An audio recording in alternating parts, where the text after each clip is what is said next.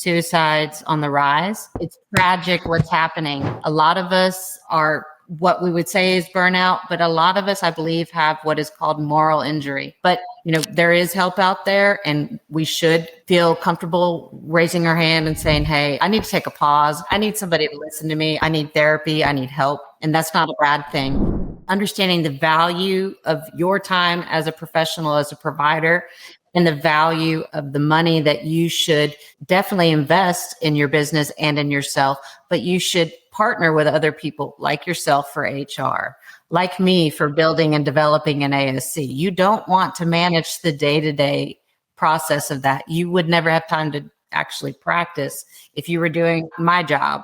And then likewise with a healthcare specific marketing expert, you really want to use them because they are the best at what they do. You will get the return on your investment. It's guaranteed. But so I'll give you an example. I've met physicians that are, to their credit, still independent after decades of practice, and hats off to them, kudos to them. But I do know some physicians that will say, well, we're taking Fridays off because we started that pattern in COVID, and now it's the way that you want to retain the staff. They sort of expect it now. Okay.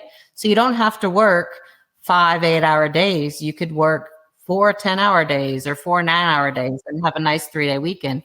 That's fine. But some of the practices that I've encountered where the physician is not working because they need to work on their QuickBooks. Well, I could argue very. Yeah.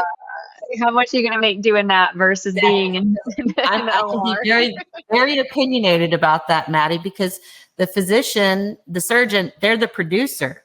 So their site of service, their place they should be is the operating room, and have them with advanced practitioner providers like nurse practitioners or PAs in the clinic. And then you optimize that surgeon. Ideally, let's just say money is not an object, which of course it is. But what I'm saying is this is an investment in your future, your practice, your ASC. If you have a busy surgeon, they could easily support 2 APPs. So one could be with the surgeon in the site of service of surgery, hopefully the ASC or the hospital.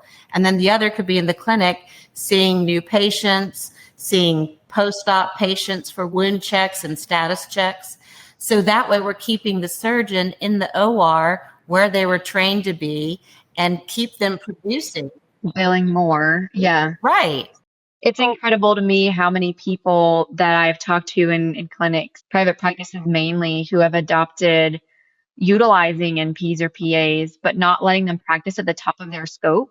Oh, and yeah, it's like, why? Like, you might as well not hire them then, because you're not getting your ROI if the surgeon or the physician has to be in the same room. Like, they're not a scribe, they're not a medical assistant. If you're going to treat them as so, then just hire a medical assistant. Exactly. Because if you're still going to be there, then what's the point? Yeah, see, I love to hire folks, let them practice at the top of their license. Yeah. Wind them up, give them all the tools and resources they need to do their job, and let them go.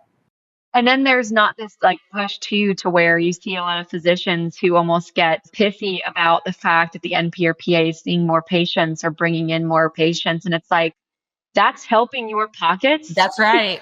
So why are you mad about it? Like, they're not stepping on your toes. They're not asking to be a physician. They're not asking to take on your risk. They're trying to help you. And if you let them, it's only going to benefit you. And it's like the ego side of, especially if you pay them on a productivity model, right? The same with a physician. So why not go with the proverbial eat what you kill? Why not?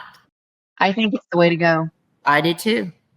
And I think when you've got insurance companies that are frankly just the middlemen overpowering, they're calling the shots at the end of the day because they're determining your patient volume. And it's easy to take away from patient outcomes when you're being forced with this constant, you need to see more to make the same. And so when you're in a private practice, you can kind of have that like, hey, hold on, like you said, we're doing this now, like we're focusing on the wrong things. And when you're in a hospital, they don't care. They're like, keep it going, No, you've got your quota to meet, right? Your RVUs. And so that's how they measure success. And so in an ASC, we are all about volume as well. It just depends on the type of case that day and the acuity. So is today going to be, quick, fast, short cases that are low acuity, high volume, where our turnover is like this? Or is it going to be a day where we're doing high acuity joint, spine, general surgery, urology, where the cases take longer and the recovery takes longer as well? So this is going to be this type of day. But you know what to show up for work. You know how the work is going to be. And the physicians are much more engaged. It's their favorite day that week whenever they're at my surgery centers. That's awesome. Perfect. Well, this has been helpful because I think a lot of people, if they are not independent yet, they're looking at it kind of with these, rose-colored glasses, like, hey, it looks really good over there. So if you're listening and that's you, I would encourage you as a recruiter, and from what we've heard from Janet today, to make that jump, whether it's joining a private practice because you feel like you're not empowered to make decisions that are truly towards good patient outcomes and quality healthcare, or you just want a piece of the pie. You want to be more involved when it comes to making decisions around patient outcomes and how you're actually doing what you're specialized in doing. But I think the also key takeaway here is that there's this shift, right? Yes. And this shift is empowering the providers rather than the insurers. Agreed. And it is empowering the right things that we need in healthcare so that we can continue to fight for, really lowering the cost of healthcare while increasing the access to the patient population at need, while doing it at an affordable price point.